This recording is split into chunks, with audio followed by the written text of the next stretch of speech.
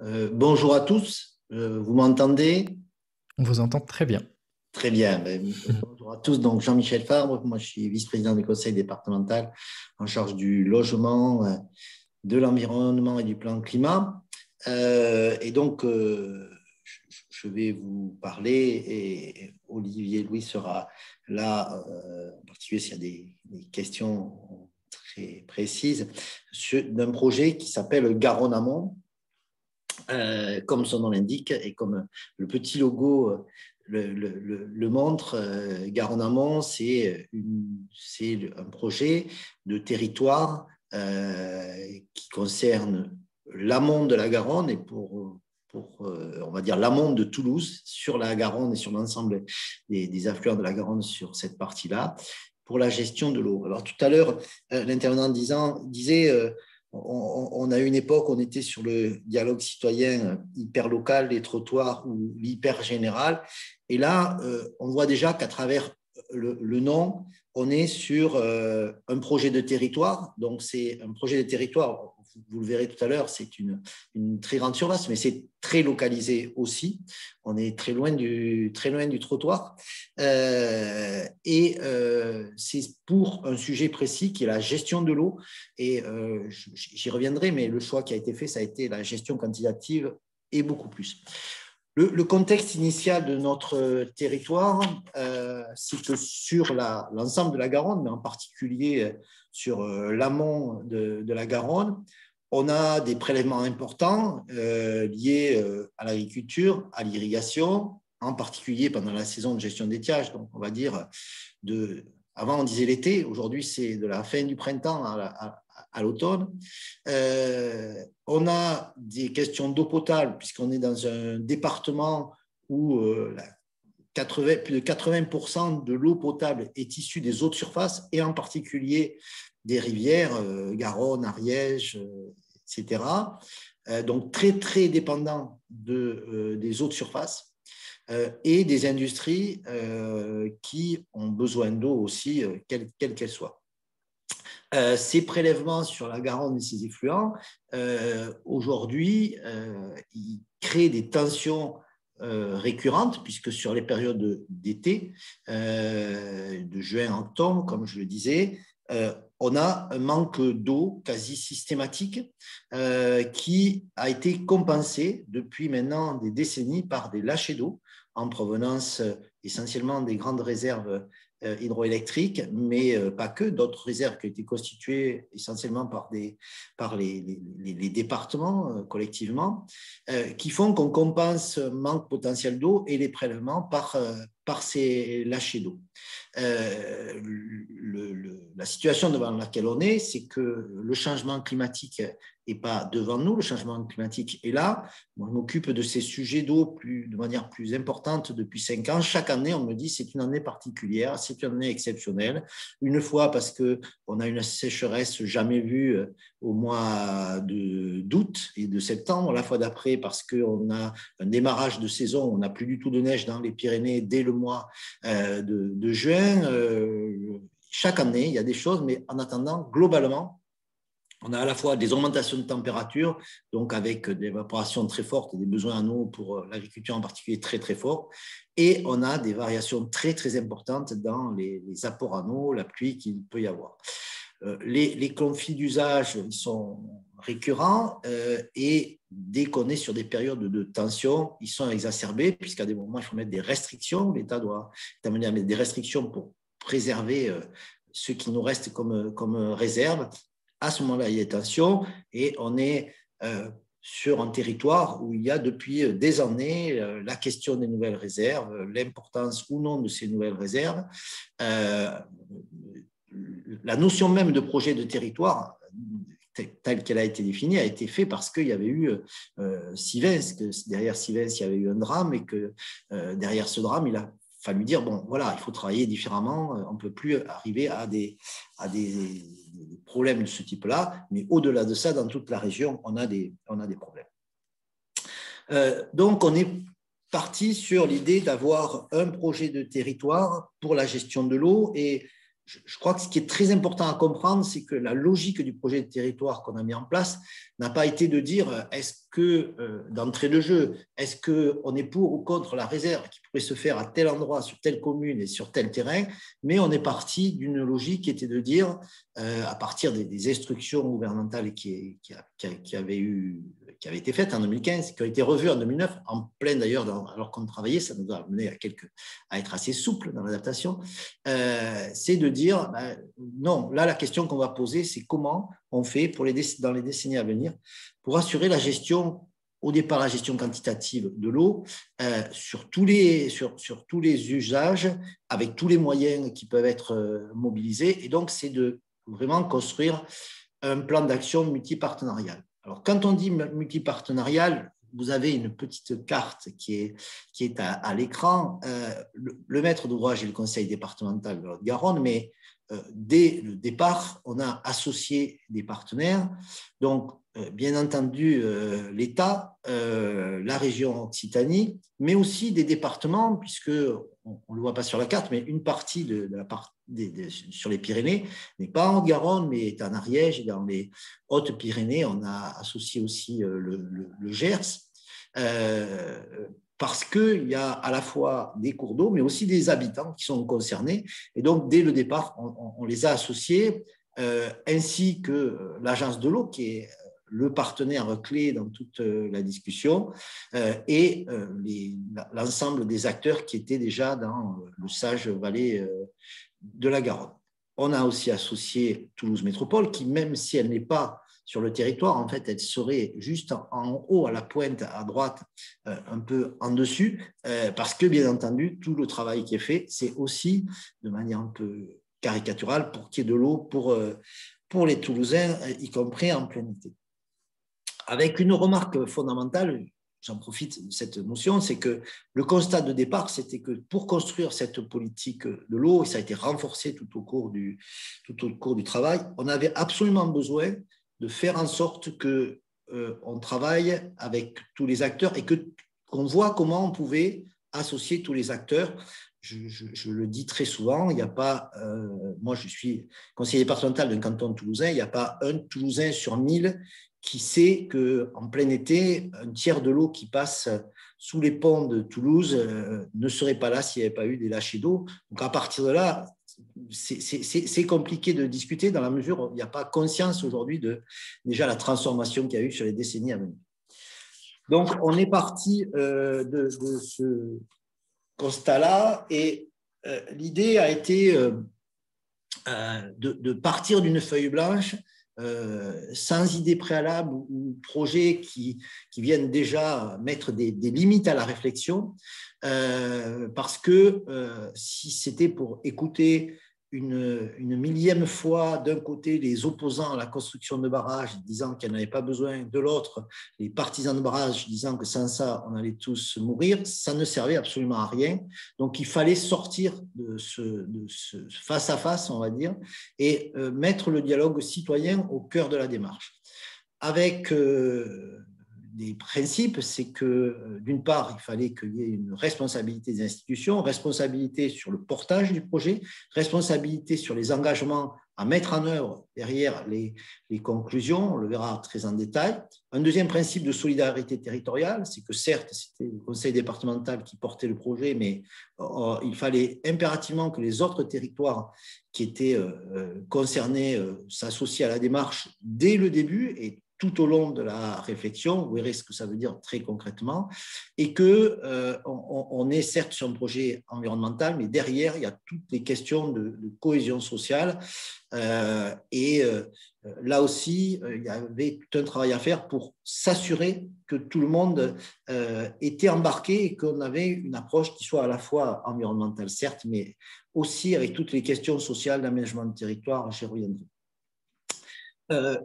Une volonté dès le départ, ça a été de mettre en place une transparence totale sur l'ensemble de la démarche et on a eu la présence dès le départ de garants de la concertation nommés par la Charte nationale du débat public. Et vous le verrez, ils nous ont accompagnés tout le long et c'est nous qui venons de demander pour poursuivre la démarche, maintenant qu'on est dans la mise en œuvre, à ce qu'il y ait un des deux garants qui continue l'aventure avec nous. C'est très important. Un point que j'ai oublié de mentionner, c'est que nous sommes dans un département où depuis 2015, nous avons mis en place ce que nous appelons le dialogue citoyen, qui consiste à se dire sur chaque sujet, grand ou petit sujet, on essaye d'adapter le dialogue, et ça a été dit par l'intervenant de départ, à chaque sujet, un mode de concertation différent. Mais par contre, sur tous ces sujets, on a intérêt à mettre le débat public et associer à la fois les acteurs habituels et les citoyens. Donc ça, c'était vraiment la règle que nous avions fixée. Et à partir de là, on a réfléchi à la mise en œuvre de cette concertation. Pour cela, on s'est appuyé non pas sur un bureau d'études particulier, mais sur un collectif de bureaux d'études, parce qu'il s'est avéré qu'avec ce qu'on souhaitait, on avait besoin d'un peu tous les éléments.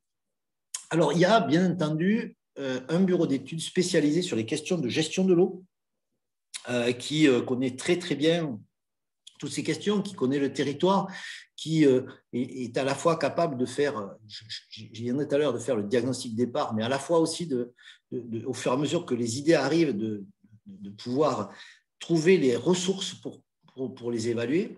Un bureau d'études qui est Médiation Environnement, qui a travaillé au cœur du dialogue citoyen. On verra, vous le voyez déjà sur le schéma, que ça a été vraiment le cœur du dispositif.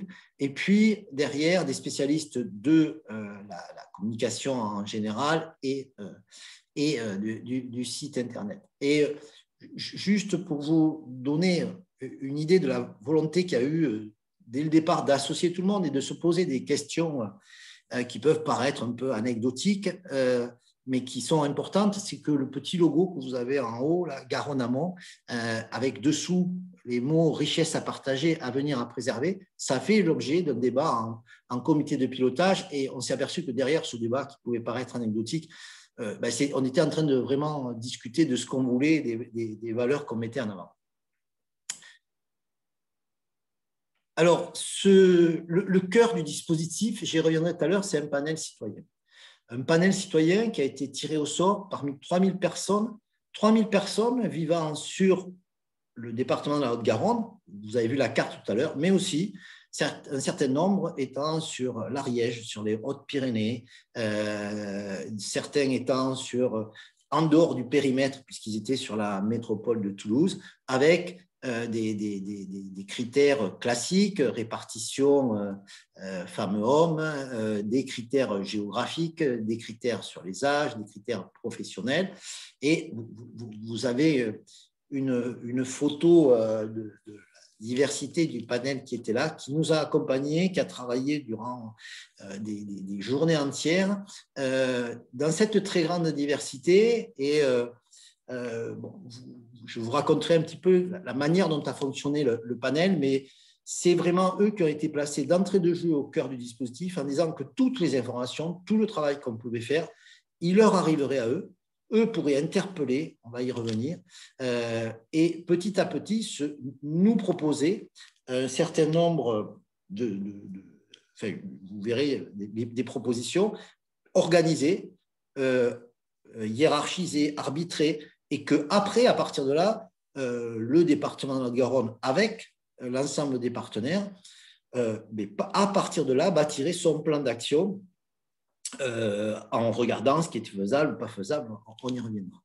Ce panel citoyen, le cœur du travail, en fait, ils ont fait beaucoup d'autres choses, mais le cœur du travail, ça a été 4 week-ends, donc 4 fois 2 jours de travail collectif, qui a abouti sur un avis, 130 recommandations, que je vous détaillerai. Mais pour construire cet avis, il s'est appuyé sur différentes sources. La première, c'est l'Atlas de la Garonne. Et ça, c'est fondamental. C'est l'état des lieux de départ. Où est-ce qu'on en est sur la gestion de l'eau sur notre territoire? Quels sont les besoins? Quels sont les problèmes? Quels sont les conflits qu'il peut y avoir? Quelles sont les positions des acteurs? Et cet atlas, il a été validé par toutes les parties prenantes. Quand on part de là, il faut savoir quel est le déficit anneau dont on parle. Voilà, de quoi on parle. Là, c'était un peu plus de 13 millions de mètres cubes. Voilà, c'était ça dont on parlait. C'était 13 millions de mètres cubes, une année sur 5. Donc, c'était ce besoin-là. C'était quelle est la géographie de notre territoire, où sont les besoins en eau, quelle est la consommation d'agriculture, quelle est la consommation des zones et zones. C'est un document qui fait plusieurs centaines de pages avec beaucoup, beaucoup de cartes très illustrées, mais c'est ce point-là, ça a fait l'objet de beaucoup de débats parce que là-dessus, tout le monde n'était pas forcément d'accord au départ, mais quand on l'a fourni au panel, c'était, voilà, nous, ce qu'on sait aujourd'hui, ce dont on parle, c'est ça. Le deuxième point, c'est qu'ils ont, on leur a proposé un certain nombre d'auditions d'experts, ils en ont demandé d'autres. Donc, c'était aussi bien un spécialiste de Météo France, un responsable d'EDF, des représentants de la Chambre de culture, de la Fédération de pêche, et au fur et à mesure, ils avaient des demandes. Ils ont même demandé à assister à un comité eau à la préfecture, quand on était en gestion d'étiage, ça leur a été accordé et ils sont venus voir comment ça se passait, donc ils ont pu aussi voir ça en direct. Après, nous avions un site internet que nous avons toujours, sur lequel toutes les réunions, tous les documents, tout ce qui était publié était là au fur et à mesure et sur lequel tout le monde pouvait s'exprimer. Chaque compte rendu était mis pas tout à fait en temps réel, mais très rapidement. Et comme ça a été dit tout à l'heure, ce qu'on voulait éviter, c'était surtout qu'il y ait des réflexions en silo qui soient présentées aussi au panel sous forme de silo. Et donc, on a organisé des ateliers thématiques ouverts au public, mais ouverts aux acteurs, autour de 4 grands thèmes: l'agriculture, la biodiversité, l'industrie et l'énergie, le tourisme et le développement territorial. Et on le verra, il y a eu en plus une projection d'un film. À chaque fois, ouvert au public, travail en petits groupes autour de tables, derrière des idées qui émergent, qui sont présentées à tout le monde, qui sont débattues. Et dans la même salle, vous avez, quand on est sur l'agriculture, bien sûr, il y avait beaucoup de représentants du monde agricole, mais vous aviez des citoyens, des industriels, des associations environnementales et qui sortaient du cadre habituel de discussion, voire de confrontation pour dire, bon, mais OK, quelles sont les idées qui peuvent émerger et qui parfois pouvaient surprendre les uns les autres, mais tout ça a été compilé, remis au panel citoyen et pour la petite histoire, on avait dit au panel citoyen, bien sûr, vous pouvez venir à ces ateliers thématiques. La réalité, c'est qu'on n'a pas fait d'atelier thématique sans qu'il y ait 5 ou 10 membres du panel citoyen qui soient venus. Donc, c'était eux qui après portaient le compte-rendu de ces ateliers. Dans le panel citoyen, il y en a qui faisaient parfois 100 km pour pouvoir venir assister à un atelier en soirée. Donc, bon, c'était l'idée qu'ils avaient accès à tout et on leur remettait toutes les informations. On va passer au point suivant. Alors, juste pour donner tous les éléments, le site internet dédié, c'était un site qui était là à la fois pour informer, pour qu'il y ait une transparence totale sur l'avancement de la démarche, pour qu'on recueille les avis, les contributions. Il y avait une newsletter qui était envoyée régulièrement à tous qui s'étaient inscrits. Et donc, on a recueilli 80 contributions qui émanaient aussi bien d'organisations professionnelles que d'individus, 6500 utilisateurs et 10 000 visites, avec une vigilance de la part de notre référent qui suivait ça pour s'assurer qu'effectivement tout était bien présent, que tout était là en transparence. Deuxième point, c'est qu'il y a eu aussi des rencontres habitants que je n'ai pas évoquées jusqu'à maintenant, avec l'idée de dire, bon, c'est bien, on a des réunions qui sont ouvertes au public, où tout le monde peut venir discuter, mais on va aussi essayer d'aller chercher des gens pour savoir qu'est-ce qu'ils pensent de cette question de l'eau, de manière très générale, dans des endroits où on est certain de trouver des gens qui ne viendront pas spontanément sur des réunions. En plus, c'est un très grand territoire. Donc là, on est allé aussi bien sur des marchés, qu'à la sortie d'établissements scolaires, d'universités, que dans des centres de formation. Enfin, il y a eu toute une diversité avec des panneaux qui présentaient de manière très générale les enjeux de l'eau et des discussions avec les personnes, en essayant bien sûr d'être un petit peu sur tout le territoire de l'Ariège jusqu'au marché toulousain. À côté de ça, on a organisé un ciné-débat qui a fait salle pleine. C'était à l'époque béni où on pouvait faire des films des projections sans problème, sur un très beau film qui présente en gros la situation de la Garonne, donc quand la Garonne aura soif. Et on a organisé un débat à la sortie de ça avec un des réalisateurs de ce film. Et là aussi, il y avait des acteurs très divers. Tout ça, toujours pareil, est venu nourrir le débat. Donc, on a abouti à l'avis du panel citoyen. Alors, l'avis du panel citoyen, il y a plusieurs manières de le voir. C'est 130 propositions. C'est une structuration autour de 4 thèmes qui ont été travaillés par eux. Alors, il y a eu toute la phase où ils ont appris, il y a toute la phase où ils ont commencé à discuter de propositions, il y a toute la phase où ils les ont exprimées, il y a toute la phase où ils les ont hiérarchisées, où ils les ont organisées. Et ça s'est organisé autour de 4 thématiques qui n'étaient pas forcément jouées comme ça au départ, qui étaient autour de la sobriété, les économies d'eau, où qu'elles soient, qui que ça soit que ça concerne, et ça, là aussi pour revenir à ce que disait l'intervenant au départ, ça concerne aussi bien qu'est-ce que chacun peut faire que qu'est-ce que collectivement on peut faire quand on est agriculteur, quand on est habitant d'un quartier pour récupérer les eaux de pluie, quand on est industriel, quand on est… Voilà, tout ce qui concerne la sobriété. Point très important, c'est le pacte de gouvernance. En gros, ce que le panel nous a dit, c'est toute votre organisation, là, on n'y comprend rien, mais il y a un truc qu'on comprend, c'est qu'il faut absolument que vous travailliez tous ensemble. Et nous, on souhaiterait aussi qu'il y ait un regard citoyen, en particulier pour voir si ce qu'on va proposer, qu'est-ce que ça devient. Un sujet autour de stocker l'eau. Et stocker l'eau, c'est aussi bien stocker l'eau dans de nouvelles réserves que mieux utiliser l'eau qui est déjà stockée que les solutions par la nature. Donc, c'est les zones humides, j'y reviendrai, c'est plein de choses. Tout ce qui permet de stocker l'eau. Et c'est un sujet qui est apparu très, très fort dans les discussions, c'est dire, bon, vous ne pouvez pas discuter de l'eau là sans parler d'aménagement du territoire. Donc, voilà ce qu'on propose pour que vous teniez compte de ce sujet. Et par exemple, sujet très simple, ce n'est pas possible de travailler sur la question de la gestion de l'eau si on ne discute pas en même temps des circuits courts. Voilà, pour donner juste un exemple. Et puis, alors, je l'ai mis, c'est peut-être un peu petit, je ne sais pas si Olivier peut arriver à grossir un peu la lettre. Cet avis, il se conclut par une lettre. Alors, vous avez peut-être vu sur la photo qu'il y avait un monsieur qui avait un bébé dans les bras. C'est parce qu'en fait, un des membres du panel citoyen avait eu un bébé juste avant d'être membre du panel. Et donc, dès le début, elle est venue, elle s'est dit, mais moi, je vais venir non seulement avec mon bébé, mais avec mon mari qui gardera mon bébé. Et donc, Augustin, le bébé en question, a assisté à tout le panel citoyen. Il avait 2 mois au départ et 8 à l'arrivée. Et donc, ils ont imaginé qu'à la fin de leur rapport, il y avait une lettre qui est la lettre qu'ils espéraient que Augustin pourrait leur écrire en juin 2050 et qui est très révélateur de leur manière d'approcher globalement les choses.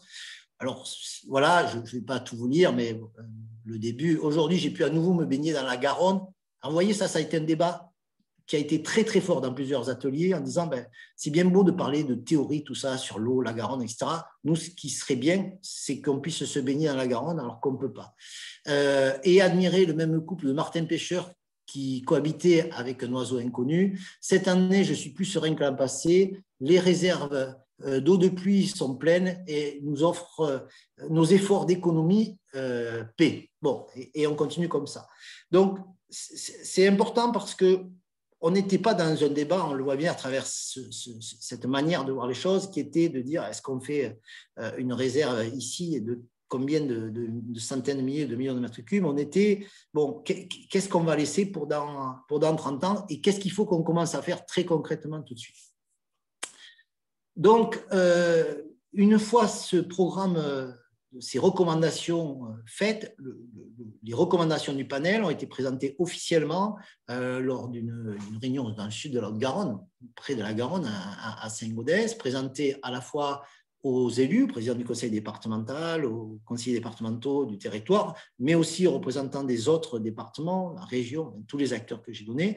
Et ce sont des membres du panel qui nous ont présenté leurs recommandations, de manière à ce que derrière s'engage un travail qui était un travail de traduction opérationnelle des 130 recommandations, toutes en action concrète. Et là, on est reparti sur une boucle longue, exigeante de discussion avec tous les acteurs, parce que l'idée, c'était que sur chacune des actions qui allaient se dégager, donc ça s'est traduit par 32 fiches actions, on sache qui le faisait, qui était impliqué. C'était des fois le département, mais il y a bien d'autres acteurs, et ce que chacun des acteurs, les agriculteurs, les industriels, les représentants des associations environnementales, pensaient de chaque sujet.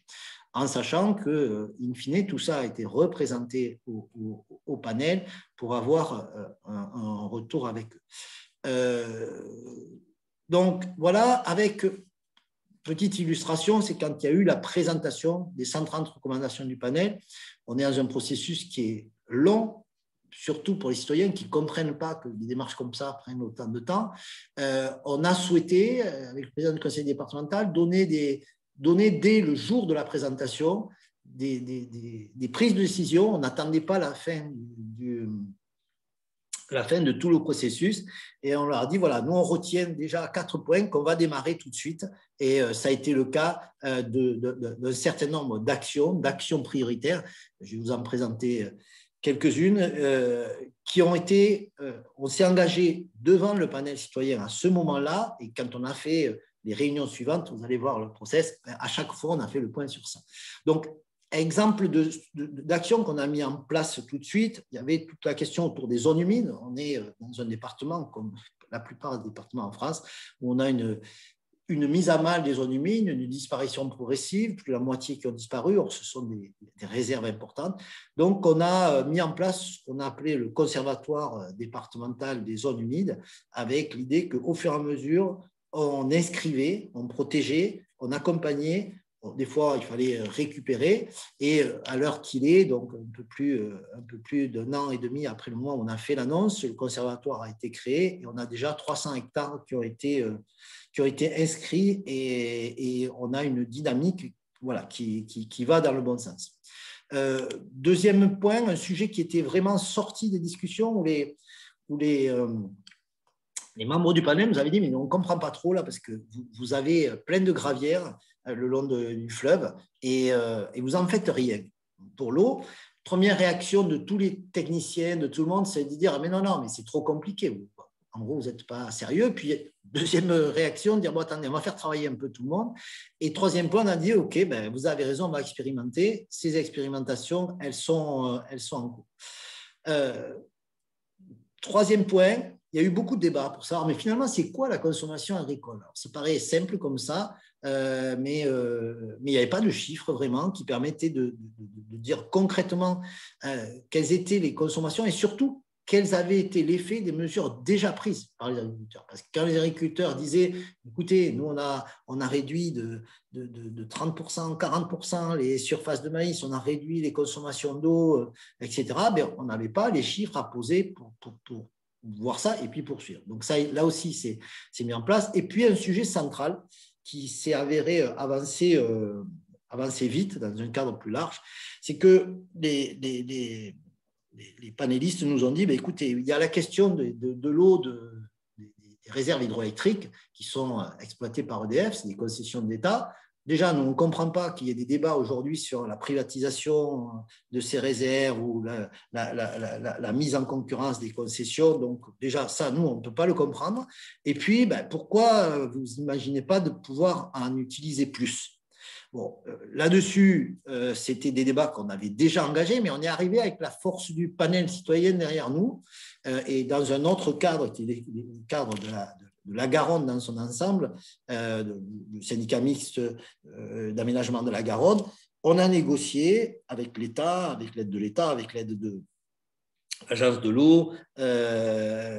On a négocié et on a obtenu de passer de 50 millions de mètres cubes à presque 70. On a gagné 18 millions de mètres cubes. Alors, ceci, c'est très important parce que ça a été vraiment, on était dans ce débat-là, mais là, on est arrivé, on a dit, mais attendez, là, jamais on fera une nouvelle réserve si on n'est pas capable de dire aux citoyens que oui, on a fait tout ce qu'on pouvait pour mobiliser ce qui est déjà arrivé. Alors, je le dis souvent, vous savez que tout est parti de l'histoire de Sivens, une drame qu'il y a eu.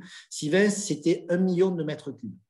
Là, dans les négociations avec EDF, on a mobilisé potentiellement 18 millions de mètres cubes, c'est-à-dire 18 fois Sivens. Donc, ça vaut le coup, parfois, de mettre un peu la pression en s'appuyant sur quelque chose qui, pour les citoyens, était évident. Le panel citoyen s'est dit, mais voilà, il vous faut y aller là. Voilà. Donc, voilà pour ces actions prioritaires. Si on continue, le bilan du dispositif de concertation. Alors, je vous le disais, on avait 2 garants de la concertation qui étaient très vigilants et surtout, ce que nous, on a vraiment apprécié, c'est que tout au long du travail, on avait chaque comité de pilotage, en fait, à la fois, il s'assurait que c'était bien fait, mais à la fois, il nous disait, attention, là, vous avez quelque chose qui ne fonctionne pas bien. Faites attention, parce que si ça dérive, là, ça ne sera pas terrible. Et il nous disait, il vous faudrait peut-être penser à faire ça. Et à chaque fois, on s'est remis en cause sur les sujets qui étaient élevés, et petit à petit, on est venu compléter le dispositif, en particulier sur les questions complexes, en particulier sur tout ce qui concerne les liens avec les différents acteurs du monde de l'eau, où au fur et à mesure, on a avancé sur ça. Il a fallu continuer la concertation malgré la crise sanitaire. Comme tout le monde, on est arrivé à tenir des choses, même si c'était des fois plus compliqué, vous vous en doutez. Et puis, mais ça, c'est un peu pour l'anecdote, même si je pense que toutes les équipes qui ont mené le travail étaient très, très fières d'avoir eu. On a eu un prix de la participation de la concertation par la Gazette des communes. Donc, là-dessus, dans les points importants, c'est que si ça a pu apporter ce que ça nous a apporté, c'est parce qu'il y a eu un investissement très, très important des membres du panel. Je vous le disais, déjà, on leur demandait 2 jours par semaine pendant 4 semaines. En réalité, ça a duré plus longtemps. En réalité, ils sont venus plus souvent. En réalité, ils ont souhaité eux-mêmes assister à des réunions où ils n'étaient pas du tout obligés de venir. Deuxième point, c'est qu'en fait, le débat qui s'est fait au sein du panel, finalement, a abouti à des pistes équilibrées. C'était pas tout blanc, tout noir. C'était, en gros, ils nous ont dit, mais il vous faut agir sur tous les leviers en même temps. Et il y a urgence à agir sur beaucoup de leviers en même temps. Très vite, et ça, pour le coup, moi, j'ai assisté à la première réunion du panel. Après il y avait plus d'élus présents dans les débats du panel, mais première réunion, puisque je leur présentais qu'est-ce qu'on attendait, très vite, on a compris que nous, on posait une question sur la gestion quantitative et qu'eux, ils allaient nous répondre sur une question qui était l'eau. L'eau, la qualité de l'eau, la qualité des milieux aquatiques, l'aménagement du territoire et l'eau, l'alimentation et l'eau. Et donc, leur réponse a été beaucoup plus large que la seule question gestion quantitative et c'était très pertinent. On a eu un rappel très, très fort, même si pour beaucoup, on était déjà convaincus, mais là, ça a été très, très fort. C'est de dire, souvent, on nous dit, mais qu'est-ce que vous attendez, quoi? Qu'est-ce que vous attendez pour vous mettre d'accord et pour agir? Parce que là, tous les chiffres qu'on voit nous montrent que le changement climatique, bon, voilà, il est bien là. Pendant la période où on s'est pris quelques canicules, on s'est pris des difficultés. Donc, voilà, tout ça, c'était essentiel. Et la manière de travailler qui demande un investissement très, très important en amont de chaque étape ont permis d'avoir un climat apaiser, essayer de sortir de clivages traditionnels pour essayer de trouver des solutions communes, même si, je vais y revenir sur les limites, bien sûr qu'il y a des antagonismes qui persistent, bien sûr qu'il y a des questions qui ne sont pas disparues, mais on a un cadre sur tous les sujets où on travaille de manière plus sereine. Et le fait que les acteurs aient été mis en situation d'être dans des cadres différents, interpellés par le panel, en travaillant avec le panel, et des fois avec des questions qui pouvaient paraître basiques, mais qui revenaient un peu aux fondamentaux, fait que ça nous facilite les choses dans la mise en œuvre maintenant.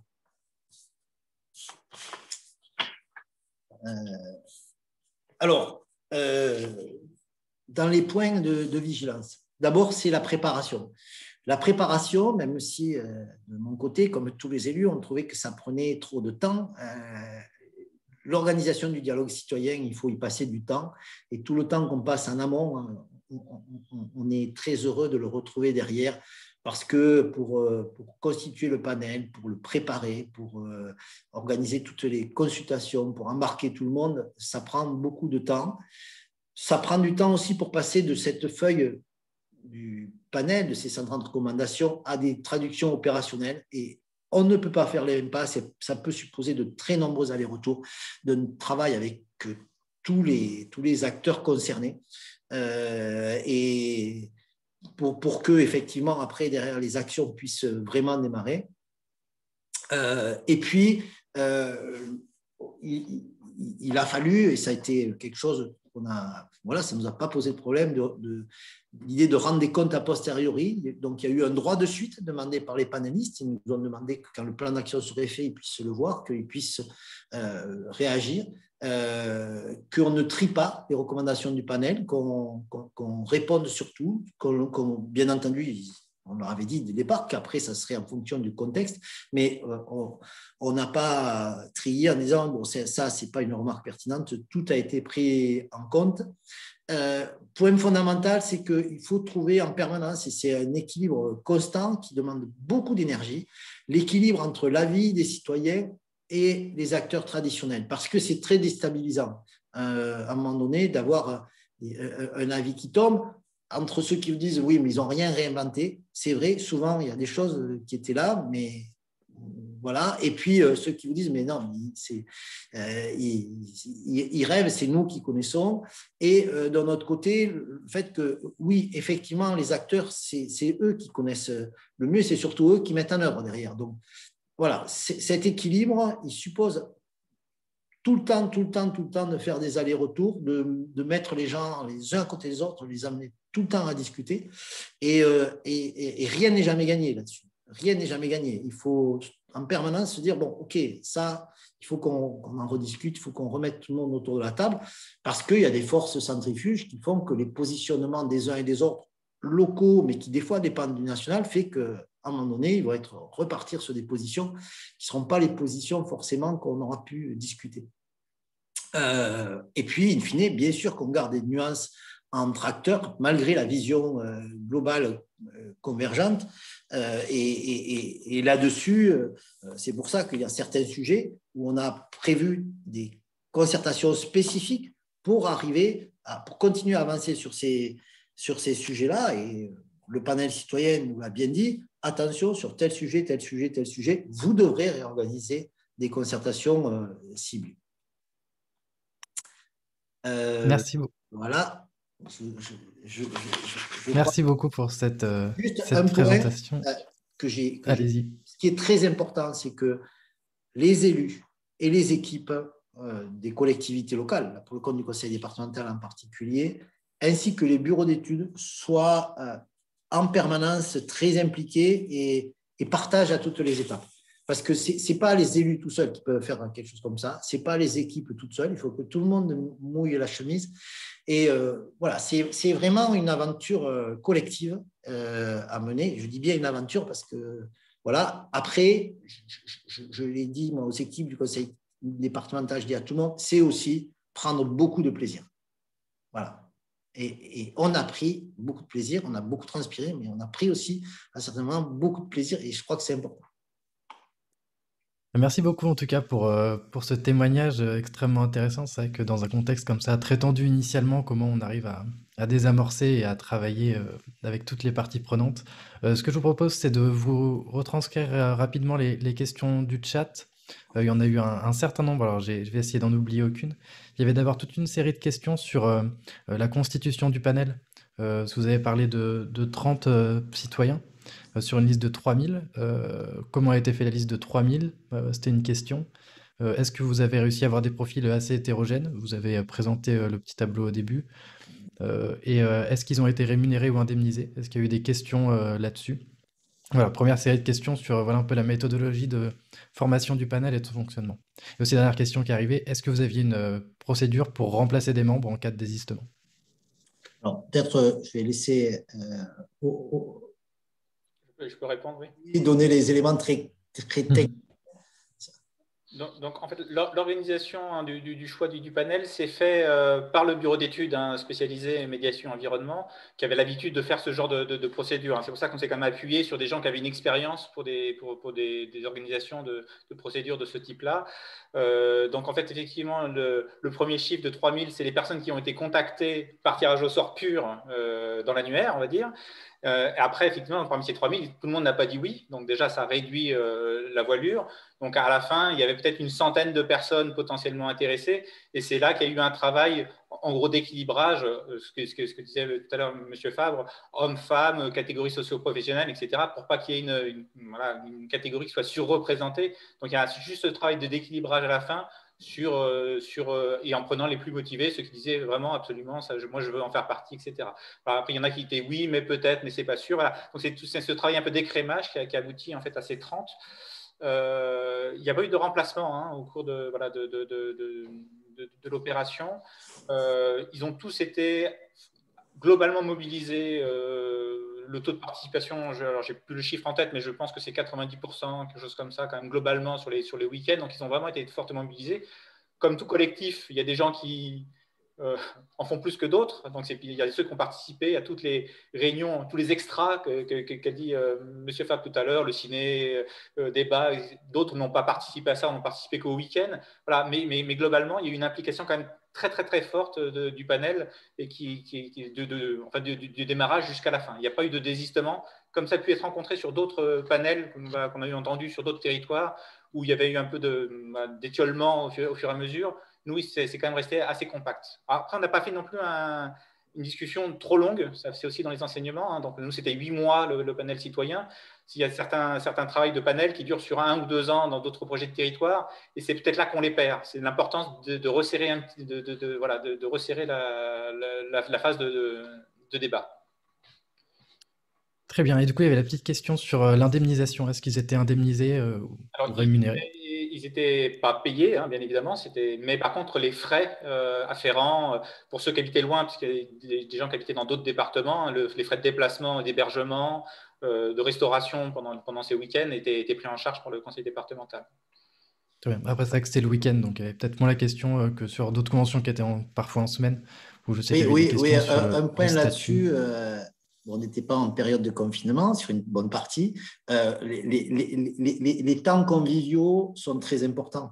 Et c'était vrai pour toutes les réunions. C'est que, comme ils venaient, par exemple, à tous les débats sur l'eau et l'agriculture, etc., le temps qu'on avait après en buvant autour d'un verre sont très importants aussi parce que ils venaient nous interpeller, ils interpellaient les acteurs aussi sur ces temps extérieurs. Donc, voilà. Pas de rémunération, mais voilà, il faut mettre les moyens sur les temps conviviaux, c'est fondamental. C'est fondamental, pardon. Il y avait aussi une question sur la constitution, je reste dans la méthodologie un peu de la procédure du comité de concertation. Qui sont les acteurs qui en faisaient partie et comment est-ce qu'ils ont été recrutés? Comment ils ont été choisis? Alors, pour le comité de concertation, donc, il y avait 65 acteurs au final dans le comité. Donc là, c'est vrai que c'était les acteurs plus classiques, donc qui étaient déjà connus, donc toutes les associations qui interviennent déjà sur le sujet, qui participent par ailleurs au comité de l'eau de la préfecture, tous les acteurs traditionnels, l'EDF, la Chambre d'agriculture, etc. Donc en fait, il y avait déjà quand même un certain nombre de gens préidentifiés, et puis des gens qui sont apparus au cours de la démarche, qui ont dit moi je voudrais en faire partie. Deux exemples, les syndicats GEMAPI qui s'occupent de rivières, en disant bah oui, nous on voudrait participer plus et on voudrait participer au comité de concertation. Ils ont été ajoutés au fur et à mesure au comité. Juste un point, parce que ça, je n'en ai pas parlé, c'est très important, c'est que quand les propositions ont été faites, on est allé rencontrer toutes les intercommunalités. Il y en a beaucoup, hein, vous vous en doutez, vous avez vu le trajet. De mon côté, j'ai vu à peu près 80% des intercommunalités où on voyait le président de l'intercommunalité, s'il le souhaitait, bien sûr, avec les élus en charge de ce dossier, parce que c'est un projet de territoire, donc à un moment donné, on peut raconter là aussi ce qu'on veut. Il faut que le territoire nous fasse son retour et nous dise, ben voilà, ça c'est bien, ça c'est pas bien. Et il y a des choses qui ont émergé, je vais dire, pas au dernier moment, mais au moment où on était en train de rentrer sur les fiches actions, parce qu'on a eu ces rencontres-là avec les territoires, et que par exemple, il y a des territoires qui nous ont dit, ben nous, c'est très bien, mais chez nous, il faut absolument que vous gériez la question des inondations sur les zones de montagne, des debout, etc., en même temps que vous gérez la question qualitative. Donc, bon, derrière, ça a renvoyé à plein de questions, hein, vous en doutez, mais voilà, cette question de l'association des territoires, donc ils sont aussi hein, dans les comités pour le suivi. Donc c'est un peu un comité de toutes les parties prenantes. Deux autres questions, et si je vais vous demander de répondre assez rapidement pour pouvoir redonner la parole à Nicolas Riou et pas prendre trop de retard sur la matinée. Il y avait une autre question sur le temps passé par les membres du panel, les élus, les animateurs, les membres du conseil de développement. Est-ce que vous avez une estimation du temps? Il y avait une autre question qui avait peut-être une réponse rapide sur, au début, vous avez présenté les différentes parties, différents bureaux d'études, etc., qui vous accompagnaient. Et vous avez parlé de dissocier un peu communication site internet, en tout cas c'est deux prestataires différents. Peut-être repréciser la structuration de l'accompagnement. Est-ce que c'était un marché avec. C'était un groupement? Oui, oui, c'est ce qu'il y avait des groupes, Oui. etc. Alors, c'était, mais là, s'il y a des choses à rajouter, elles sont rajoutées. C'était un marché et c'était un marché groupé. Voilà, ils sont venus à Ils sont arrivés ensemble. mais c'était groupé. Sur le temps passé. Alors là, le temps passé, j'aurais du mal à le dire, parce qu'il y avait les figures imposées. Voilà, les figures imposées, le panel, ils ont dû avoir 10 jours. Voilà, puisqu'il y a eu au moins les week-ends présentation, puis les week-ends travail. C'est 10 jours, mais après, je dirais, les panélistes, il y en a beaucoup qui ont relu X versions du document. Je ne sais pas combien d'heures ou de dizaines d'heures ils ont pu passer. Oui, ça nécessite un investissement en temps important. Très, très fort. Mais bon, tout à l'heure, des élus aussi. Il y a eu un tirage au sort. Parmi ceux-là, les gens qui ont été là, c'était des gens qui étaient volontaires. Voilà. Et est-ce que, on ne leur a pas vendu du rêve au départ. Hein. Ils savaient qu'il faudrait qu'ils y passent du temps. Donc, vous avez embauché une personne, enfin en tant homme, je pense que c'était aussi ça la question derrière. C'était un ETP au niveau du conseil départemental? Alors, au niveau... je vous laisse répondre. C'est en fait c'est au sein du service ressources en eau qu'il y avait qu'il y ait du monde qui a été mobilisé dessus. On a fait une estimation, c'est de l'ordre de 2 ETP qui ont été consacrés en tant que maîtrise d'ouvrage. Ok, merci. Mais effectivement, oui, c'est conséquent et ça, c'est une question aussi à se poser au préalable. Ce que je vous propose, c'est peut-être de repasser la parole à Nicolas Riou pour votre retour sur cette expérience. Réaction très, très rapide et puis une question. Enfin, la réaction, c'est surtout un coup de chapeau pour cette démarche que je connaissais pas, mais que je trouve vraiment très inspirante dans le processus que vous nous avez raconté par rapport au point de vigilance que j'évoquais tout à l'heure, quoi. À la fois sur le fait d'avoir des garants. Je pense que c'est vraiment important de mettre l'accent là-dessus. On l'a vu aussi sur la Convention citoyenne, d'avoir un regard extérieur qui permet d'aiguiller, d'anticiper certains pièges de la concertation.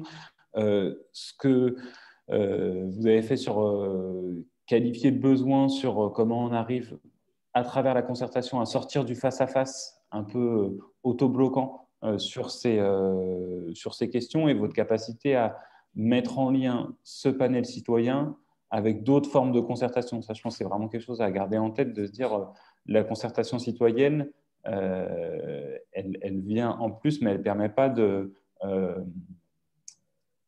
s'émanciper des autres formes de concertation avec les territoires, avec les agriculteurs, avec des autres parties prenantes. Et c'était justement ça ma question, de savoir comment ces acteurs traditionnels, eux, ont réagi aux propositions du panel et est-ce que d'avoir fait ce détour, j'allais dire, par un panel citoyen, sur quoi ça les a fait un peu bouger? Alors, alors, déjà, une petite remarque sur notre garant. On est très, très, très content parce qu'on a demandé à conserver un garant pour la suite. Et là, on vient d'avoir l'accord d'une garante qui est prête à nous accompagner sur la suite. Et vraiment, pour nous, c'est d'avoir quelqu'un qui a en permanence ce recul, qui ne vient pas sur le fond, mais qui est tout le temps là pour nous dire attention, sur la forme, vous déviez ou vous ne déviez pas. C'est très important. Sur les acteurs, il y a eu un point très important et enfin, pour moi, il est assez fondateur, je dirais. C'est que, enfin, il y en a un premier, c'est que tous les acteurs, ils étaient présents dans les réunions de discussion eau et agriculture, eau et tourisme, etc., avec les membres du panel. Donc déjà là, ils ont pu voir comment ça réagissait. Et quand le panel a présenté son rapport dans, je dirais, une petite séance qui était quasiment une officielle, on va dire, puisqu'il y avait le président du conseil départemental, les représentants de tous les départements, tous les acteurs étaient là. Donc tous les acteurs ont entendu en direct le panel, mais aussi la manière dont le panel présentait les choses. Et ils ont pu intervenir pour donner leur position et réagir. Il y a eu des phases un peu de frottement et de dissensus, comme nous disaient les spécialistes, qu'on n'a pas cherché du tout à éviter parce qu'il y en avait besoin. Et on a bien vu que, enfin, on n'est pas non plus angélique. Hein.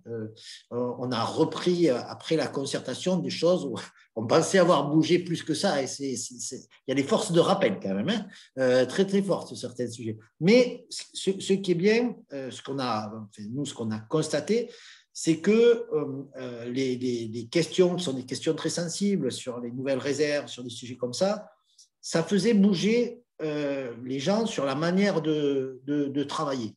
Les gravières, par exemple, on avait les représentants de l'UMM, donc les industriels qui étaient là. Première réunion, ils se sont dit, mais de quoi ils viennent se mêler, quoi. En gros, c'était ça. Quelques temps après, ils nous engueulaient parce qu'on ne les avait pas invités à une réunion. Voilà, donc ça voulait dire qu'ils avaient compris qu'il y avait des choses qui se passaient là et qui valaient mieux l'être. Et du coup, on bâtit des expérimentations avec eux. Donc voilà, ça fait bouger les choses. Après, il faut accepter que le panel aille beaucoup plus loin que le cadre qu'on lui a donné. Parce que quand on parle des gravières, derrière les réflexions, alors je vais vous les donner en brut un peu caricatural, c'était ouais, mais tous les problèmes, on les a parce que à Toulouse, il y a des promoteurs qui construisent. Mais ouais, c'est vrai. Sur l'agriculture, c'est bien vos histoires d'eau, mais enfin, si il n'y a pas d'agriculture avec des circuits courts, on ne va pas demander aux agriculteurs ça alors qu'ils n'en vivent pas. Oui, donc c'est la question d'agriculture. Donc il y a des moments, on dépasse le sujet. Ben, il ne faut pas éviter le débat. On l'a quand même, ça nous renvoie à d'autres politiques, mais voilà. Donc après, voilà. Il y a des moments, quand on reprend le quotidien derrière, on se dit, bon, mais là, on pensait que c'était gagné, c'est pas gagné. C'est pour ça que je disais, il faut ça aide. Enfin, nous, on a trouvé que ça aidait vraiment à changer le dialogue. Mais ce qui est bien, c'est qu'on a un plan d'action qui est reconnu par tout le monde maintenant. Donc, il faut le dérouler. Et puis, au fur et à mesure, il faudra d'autres concertations pour lever d'autres blocages. Voilà. Il faut être modeste aussi, très modeste sur ça.